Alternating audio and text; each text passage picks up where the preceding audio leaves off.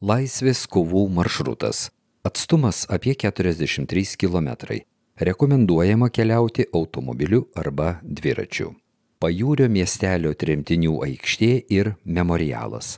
Sukurtas visiems sovietinio gulago lageriuose ir tremtyje žuvusiems Šilalės krašto partizanams ir tremtiniams. Traukinio vagonas su įrengta ekspozicija pastatytas aikštėje primena, kokiu būdu iš Lietuvos į Sibirą buvo gabenami mūsų krašto gyventojai.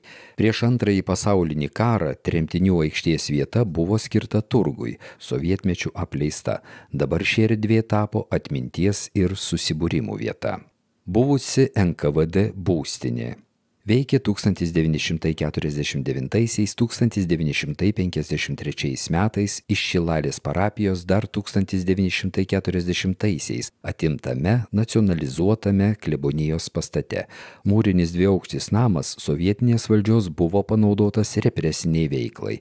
Įkurtoje NKVD vidaus reikalų liaudies komisariato būstinėje buvo organizuojamas ir vykdomas Lietuvos okupacijai nepritarančių civilių gyventojų persekiojimas, izoliavimas ar net likvidavimas. Sovietiniai saugumiečiai pastate įrengtose 4 rūsio kamerose kalino, tardė ir kankino Lietuvos piliečius. Šiurpų iš šio pastato istorijos tarpsnį šiandien primena atminimo lenta. Šilalės partizanų atminimo ženklai.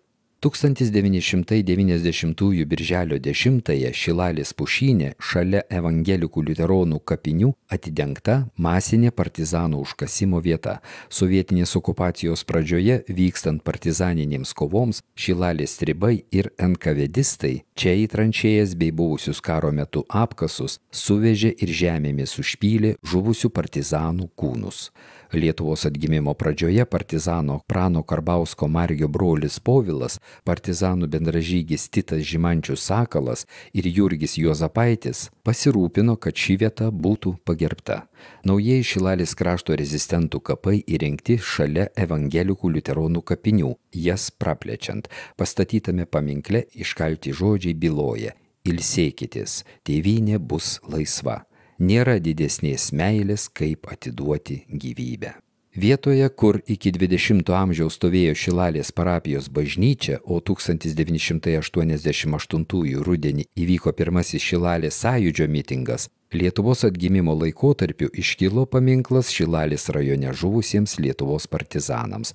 Paminkle įamžinta apie 180 asmenų, nors Šilalės rajone žuvo daugiau nei 350 laisvės kovotojų bei jų rėmėjų ryšininkų. Prie Šilalės Simono Gaudėšiaus gimnazijos įrengta paminklinė lenta 12 šios mokyklos mokinių ir mokytojų žuvusių laisvės kovose.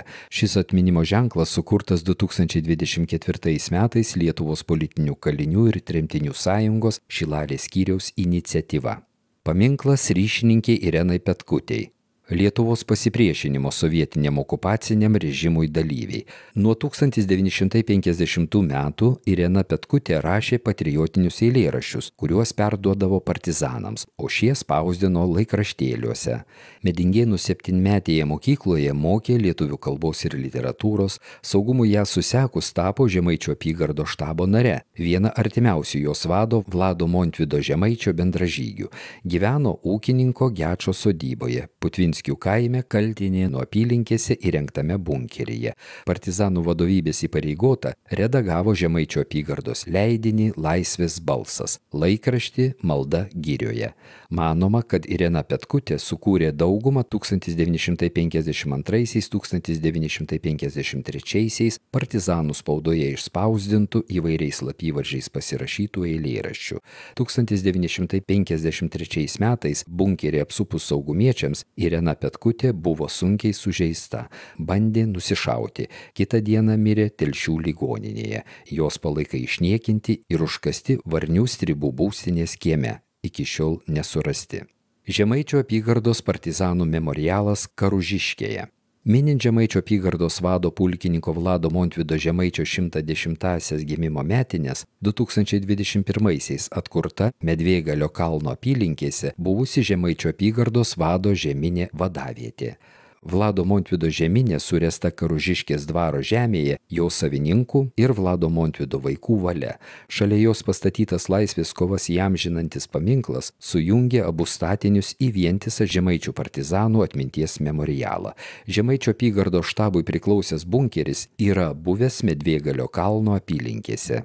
1949 metais gegužės mėnesį sukviestiesiems partizanams būtent Medvėgalio apylinkėse Žemaičio apygardos vadu pristatytas Vladas Montvydas. Šiuose apylinkėse driekėsi jo ir bendražygių kovų maršrutai.